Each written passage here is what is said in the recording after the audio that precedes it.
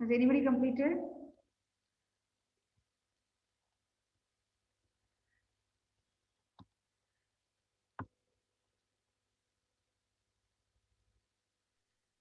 X of t plus x of minus t is equal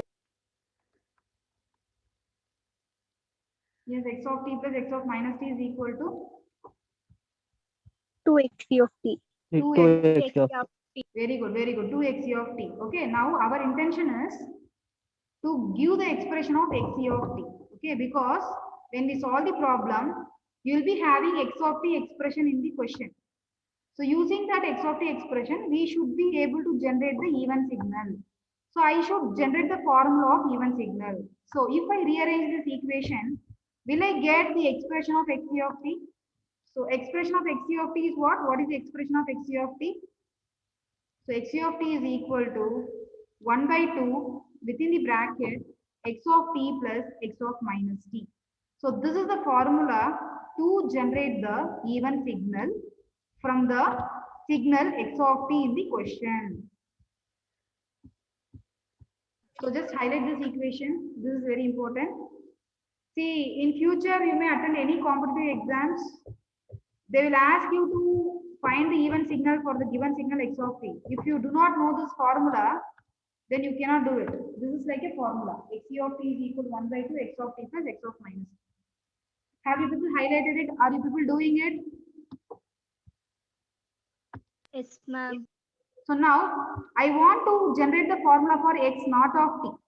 Can anybody guess and tell me to get x naught of t, what should be the operation? Because to get x of t, I have added the equation 1 and 2.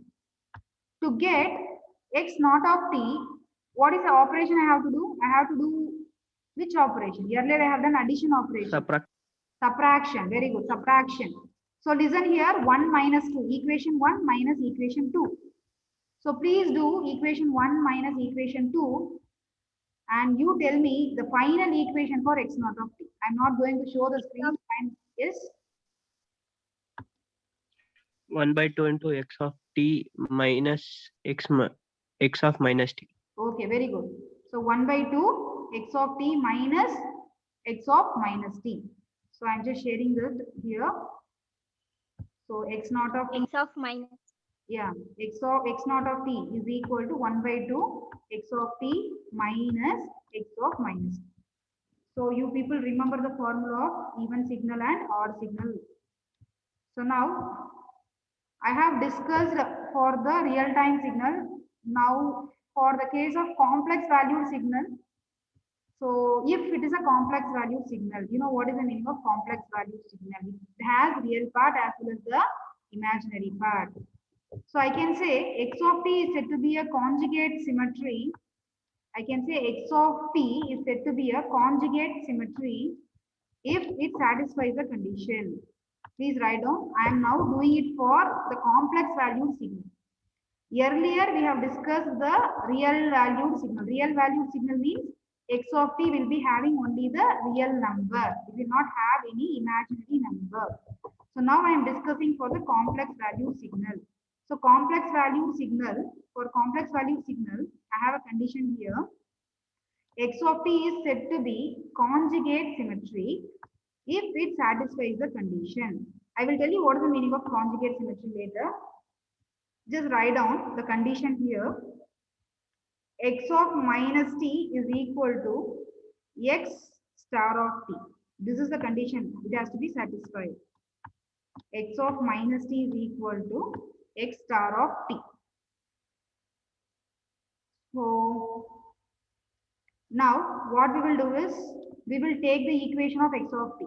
X of t in terms of complex valued signal. Complex valued signal I already said it has some real part and it has some imaginary part.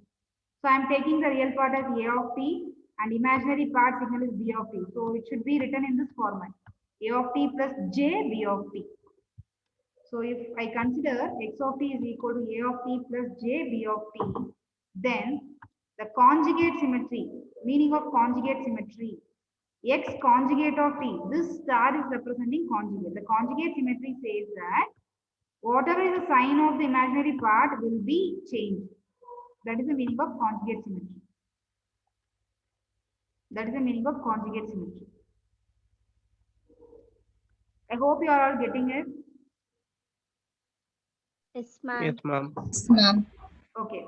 So now we have a condition here. A complex valued signal is conjugate symmetric if its real part is even and if its imaginary part is odd. So they have given a condition here. Earlier we have discussed a complex valued signal is a conjugate symmetry, or it follows the condition, or it is a conjugate symmetry if it follows the condition. So when it follows the condition, then the real part is even and the imaginary part is odd. So to make you understand this, I will just solve this equation here. So now what I will do is, I have lettered x of t is equal to a of t plus j b of t. Now I will take x of minus t. If I take x of minus t, then listen, I will be getting a of minus t. That means I am replacing t as minus t. So a of minus t, then plus j into b of minus t. J into b of minus t. So now as per this x star of t, I should have a of t as the answer here. So to get a of t, what is the property I have to use? I have to use the property of even signal concept, or I have to use the property of odd signal concept? Even. Very good, even. So I can write my x of minus t as, so even signal says x of minus t is equal to x of t. Here in place of x, I have a. That doesn't matter. So I will get a of t. Then, as per this x conjugate of t, I should have the imaginary term with changed sign. That means minus I should have. So now listen carefully, just this equation I have written here, plus j into b of minus t. In order to get this minus j into b of t, tell me what is the property of the signal I have to use? Odd. Odd. So can I write according to the formula of odd, x of minus t is equal to minus of x of t. So here in place of x of minus t, I have b of minus t. So I can write this j is j only. I am writing b of minus t as minus b of t. So now I successfully proved what I did, what I gave the proof. In order to make my x of t, x of minus t equal to x star of t. I have proved here x of minus t is equal to a of t minus j b of t. Similarly, x conjugate of t is equal to a of t minus j b of t. So x of minus t will be equal to x star of t only when the real term is even and the imaginary term is odd. I hope you all understood this.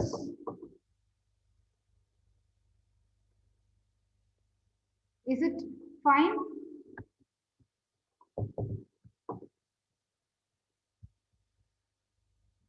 Suhas? Yes, ma'am. Okay, fine. So now Yes, ma'am. I will go to the next topic. I hope you are all writing. See, writing is very, very important. Yesterday I started with theory part, so I did not allow you to write. So here onwards, I will make you to write the notes in the class only, because you have n number of terms and the derivation in between. So you should know. So parallelly you write it. Now the next type of signal is periodic signal and non-periodic signal. So the other name of non-periodic signal is aperiodic signal. Aperiodic. Okay, the opposite of periodic is aperiodic. So you know what is the meaning of periodic signal. So in general, I will just show you the periodic signal, how it will be. So I have a x-axis, y-axis. Periodic signal means it repeats periodically. It repeats like this. Whereas aperiodic signal, I'm just going to show here. Aperiodic signal will be having signal here, and at some time here you won't have any signal, and here you'll be having a signal, and after some time again you will be having a signal. So you can see the structure of this aperiodic signal. It is not repeated periodically. So that is the difference between periodic and aperiodic signal. So all the signal which we use generally or even my voice signal also periodic signal. My signal is continuously coming. I am generating the signal continuously. So it is a periodic signal. So you, as per the prescribed book, the definition or condition you should know. A periodic signal, my signal x of t is a periodic signal, then it satisfies the condition. So what is the condition? So you can write like this itself. A periodic signal x of t is a function that satisfies the condition. What is the condition it has to satisfy? X of t is equal to x of t plus capital T. T plus capital T. So the difference between the left hand side and the right hand side is, along with the small t, you are adding plus t. You are adding plus t. So what is t? T is nothing but, capital T is nothing but positive constant. T is nothing but positive constant. Is it clear? So what is the condition for periodic signal? X of t is equal to x of t plus capital T. Okay. So now you can write the smallest value of t. The smallest value of t that satisfies the above equation is called as fundamental period of x of t. The smallest value of t. So smallest value of t, it can be 1. The next value is 2, 3, like that. The smallest value of t. So the smallest value of t is 1. Imagine that the smallest value of t that satisfies this condition, the above condition, is called as fundamental period. So capital T is called as the fundamental period of x of t. So what the fundamental period defines as, or what is it telling us? The fundamental period capital T defines the duration of one complete cycle. Duration of one complete cycle. So I will show you the graph here. I will show you the graph. If my fundamental frequency is 1, okay. Here the capital T value is 1. Just listen here. So it represents one complete cycle. Duration of one complete cycle. It represents duration of one complete cycle. Again, since it is periodic signal, this cycle repeats. This cycle repeats. So fundamental period is nothing but the smallest value. It represents what? The duration of one complete cycle. So have you all noted down these definitions? What is fundamental period and what is the use of fundamental period and what is the condition for the periodic signal? Yes, have you all noted down?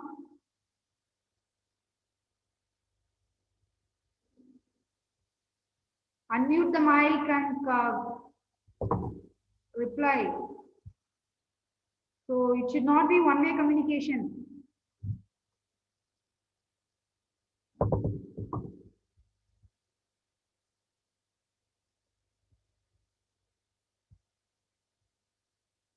Nobody is unmuted, huh? Don't know what is wrong. What is the problem in unmuting?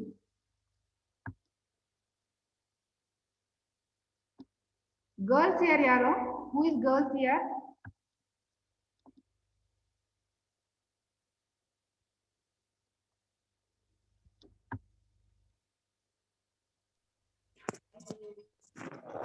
Who is girls here?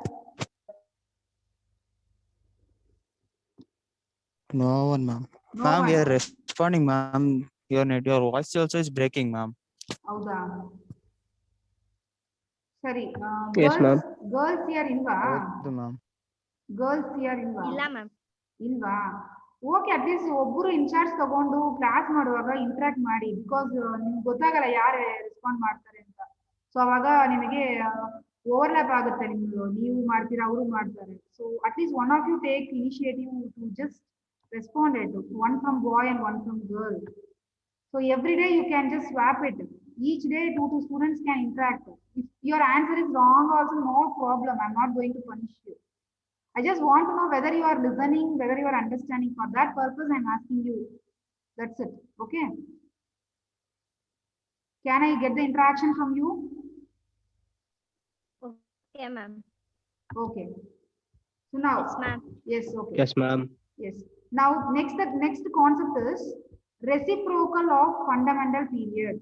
So I told what is fundamental period. Fundamental period is represented by capital T. You all know from physics you are studying it. Okay. So reciprocal of time is nothing but the frequency. So the reciprocal of fundamental period is called as fundamental frequency of the periodic signal. Fundamental frequency of the periodic signal.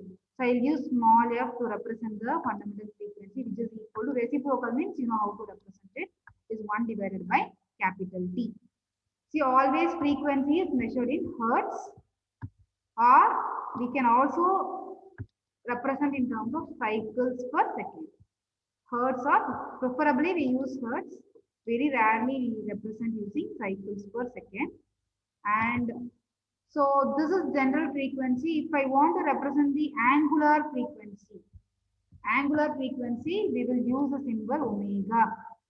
So angular frequency, we will use the unit radians per second. For normal frequency, we use cycles per second. The other name of cycles per second is hertz. For angular frequency, we use the unit radians per second. So omega is equal to, only difference is I am multiplying 2 pi with 1 by t. 1 by t was the fundamental frequency. If I want angular frequency, I have to multiply 2 pi to the product 1 by t. 2 pi to the term 1 by t, so that I will be getting the angular frequency. So all this you know very well in physics or in lower semesters or lower classes. So I don't need to explain much about this. So please write down omega is equal to 2 pi divided by capital T. Okay, 2 pi divided by capital T.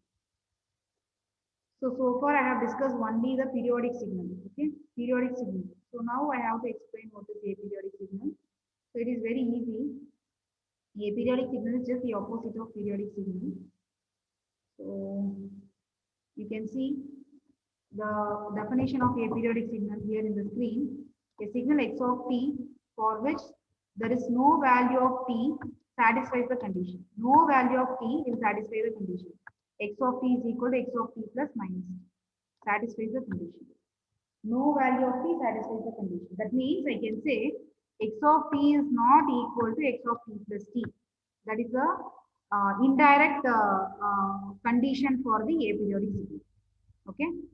So if you want to write the condition directly, what you can do is you can write the condition as x of t is not equal to x of t plus t.